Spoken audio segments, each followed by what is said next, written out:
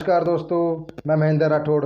दोस्तों, आज हम एक बहुत कड़ी सच्चाई लेकिन एक सच्ची बात से करने वाले हैं। बहुत कड़ी बात है ये। स्टॉक मार्केट में 90% लोग पैसा क्यों खो देते हैं। जब भी कोई नया इंसान शेयर मार्केट में आता है तो उसके दिमाग में बस एक ही सपना होता है कि जल्दी अमीर बनना। वह सोचता है कि बस कुछ ही महीने में उसकी ज़िंदगी बदल जाएगी। लेकिन मार्केट कोई जादू की मशीन नहीं। यह धैर्य और समझ, अनुशासन का खेल है। सबसे पहली गलती होती है बिना सीखे कूद जाना। इस मार्केट में जो बिना सीखे आ जाते हैं ना, एकदम अमीर बनने के चक्कर में, सबसे पहली गलती है ये। लोग यूट्यूब पर 2-4 वीडियो देख लेते हैं, फिर किसी टेलीग्राम ग्रुप से जुड़ जाएंगे, वहाँ से टिप ले लेंगे और फिर सीधा पैसा लगा देते हैं। मतलब सीखा नहीं है अभी, पैसा इन्वेस्ट कर दो बस। उनके लिए कंपनी का जो बिजनेस मॉडल है ना, क्या है बैलेंस शीट, कोई पता नहीं उनको। पी रेशो क्या होता है कुछ नहीं पता, कुछ नहीं आता। बस उन्हें लगता भी ये धीरे धीरे ऑप्शन में आ जाएंगे, फिर वो ऑप्शन में तो सोचते हैं भी पुट कॉल ले लो बस।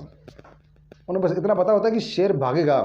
और जब बिना जानकारी के पैसा लगाया जाता है तो वो निवेश नहीं बल्कि वो जुआ बन जाता है। अगर मान लो बिना सीखे आप पैसा लगा रहे हो मार्केट में, तो वो जुआ है, वो आप निवेश नहीं कर रहे हो। याद रखना बात को। दूसरी सबसे बड़ी बात जो वजह है इसकी, वो है लालच। जब मार्केट ऊपर जाता है तो लोग सोचते हैं कि यह तो हमेशा ऊपर ही रहेगा, जब ऊपर जाता रहेगा। अगर किसी ने 10% कमा लिया तो उसे 20% चाहिए। अगर उसने 20 कमा लिया तो उसे 50 चाहिए, 50 कमा लिया तो 100 चाहिए। लालच जो है इंसान को थोड़ा अंधा बना देता है। वह सही समय पर मुनाफा नहीं लेता, पर जब गिरावट आती है तो उसका पूरा मुनाफा फिर गायब। और तीसरी वजह होती है उसका डर। जब मार्केट गिरता है तो लोग घबरा जाते हैं।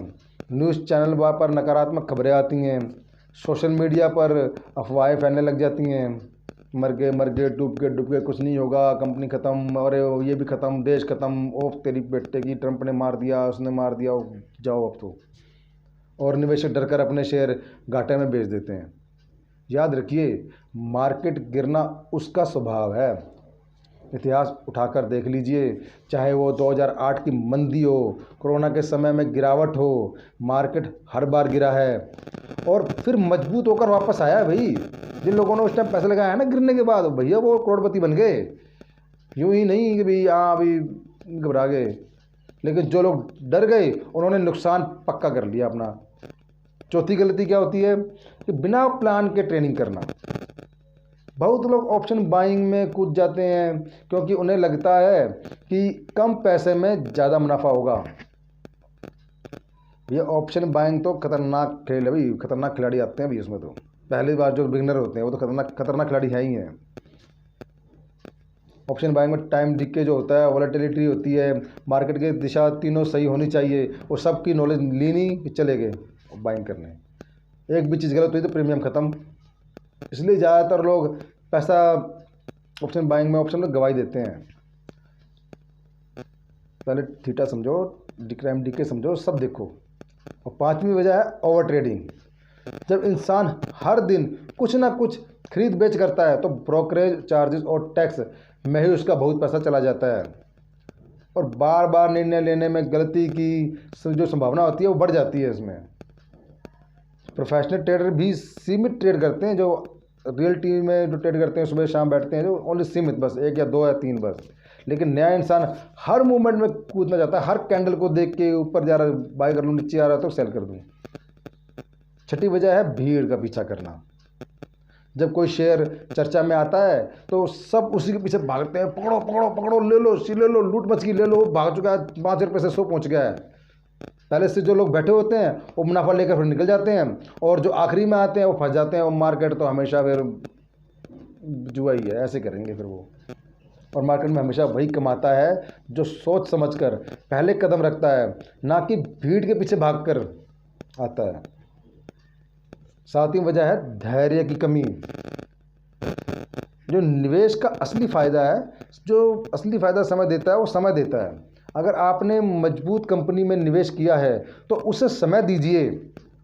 हर दिन उसका भाव देखकर घबराना नहीं, जो ठीक बात नहीं है ये भी। घबरा जाओ ऊपर और आज नीचे हो गया, 1400 पे था आज 1200 पे आ गया, घबराना नहीं है उस पर, ऊपर 1600 भी जाएगा। बड़े निवेशक सालों का नजरिया रखते हैं, पूरे सालों का, कई 8 10 साल 15 साल का।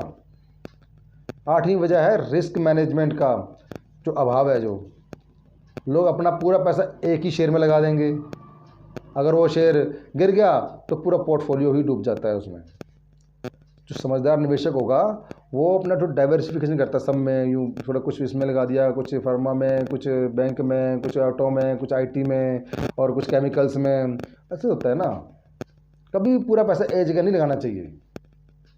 9वीं वजह है बिना लक्ष्य के निवेश। कोई एम नहीं है किसी का, यूँ लक्ष्य निवेश कर दो बस। अगर आपको पता ही नहीं है कि आपने निवेश किया रिटायरमेंट के लिए किया है, बच्चों के लिए किया है, पढ़ाई के लिए किया है, घर खरीदने के लिए किया है, तो फिर आपका निर्णय कमज़ोर हो सकता है। आपको फिर नहीं पता कब निकाल दोगे पैसा, कब उसको डाल दो, कब निकाल लोगे, कब कभी कुछ भी कर लोगे उसमें आप। लक्ष्य स्पष्ट होना चाहिए, लक्ष्य स्पष्ट होगा तभी रणनीति मजबूत होगी। 10वीं वजह है धैर्य से ज़्यादा उम्मीद। लोग सोचते हैं कि हर साल 40 से 50% रिटर्न मिलना चाहिए, लेकिन वास्तविकता यह है कि लगातार 12 से 15% रिटर्न भी लंबे समय में बहुत बड़ा धन बना सकता है। मार्केट में चमत्कार नहीं, चक्रवृद्धि ब्याज काम करता है। एक और बड़ी वजह जो है वह भावनात्मक निर्णय।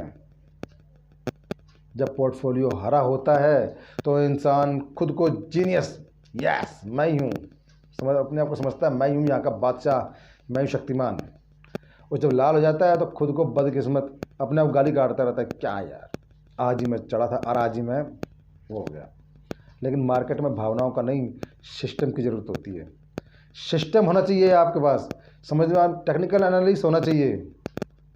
अब सवाल यह है कि समाधान क्या है इसमें। सबसे पहले सीखिए आप कंपनी क्या करती है, उसका मुनाफा कैसे बढ़ता है, कर्ज कितना है और वो आगे के कितने साल टिकेगी नहीं टिकेगी, आगे क्या काम क्या करती है जो टिकने वाली है आगे, यह सब समझिए। दूसरा, लंबी अवधि का नज़रिया रखिए।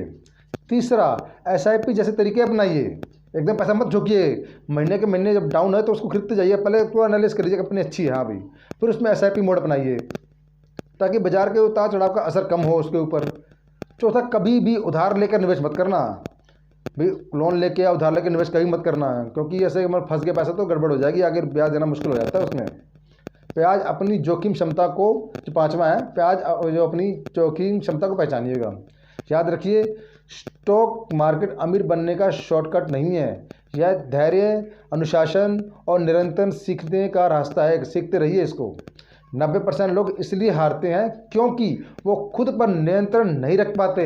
अगर आप अपनी भावनाओं को नियंत्रित कर लें, सही रणनीति बना लें और लंबी अवधि का दृष्टिकोण रखें तो आप उस 10% में शामिल हो सकते हैं जो वास्तव में पैसा बनाते हैं। तो दोस्तों सही है ना ये। तो मार्केट में जीतने का राज किसी गुप्त टिप में नहीं बल्कि सही मानसिकता में छिपा हुआ है। जो सीख गया कि लालच और डर के ऊपर उठना है तो वही टिकेगा इसमें, और जो नहीं टिक पाया, जो टिक गया वही जीतेगा इसके अंदर। जो लालच कर गया, घबरा गया, फिर वो तो वही कुछ और देख ले भाई, जो गिरते टाइम रो पड़े और चढ़ते टाइम खुश हो जाए, मार्केट उसके लिए भी नहीं होती भाई, वो तो इमोशनल हो गया है पूरा, है ना। तो दोस्तों इस वक्त समझदारी से इन्वेस्टमेंट कीजिएगा, पहले लॉन्ग टर्म में आइएगा, इन्वेस्टमेंट कीजिए आराम से। उसके बाद कोई ट्रेडिंग करनी है तो ऑप्शन करना है कुछ भी, तो ये बाद का मैटर है, पहले सीख लीजिए। टाइम डीके ऑप्शन करना चाहते हो या इंट्राडे करना चाहते हो, कंपनी का भी कोई न्यूज़ आइएगा जो ऊपर जाएगा या कुछ गड़बड़ हुई है तो नीचे आएगा। इंट्राडे करते हो, ट्रेडिंग करते हो किसी स्टॉक में, उसके लिए। और जो ऑप्शन कर रहे हो टाइम डीके, थीटा, सेलिंग वालों क्या करते हैं, ऑप्शन बाइंग और ऑप्शन सेलिंग की मेरी वीडियो बना रखी है मैंने, वो आप देख रहे हैं ना मेरे उसमें चैनल पे ही है, वो आप उसको भी समझ सकते हैं वो ऑप्शन बाइंग और ऑप्शन सेलिंग में क्या डिफरेंस है, कौन ज़्यादा कमा सकता है और कौन ज़्यादा प्रॉफिट ले सकता है। ठीक है ना दोस्तों। तो आप हर चीज़ को अपने ध्यान से समझिए, ध्यान से इन्वेस्ट कीजिए, समझदार बनिए, लालची नहीं।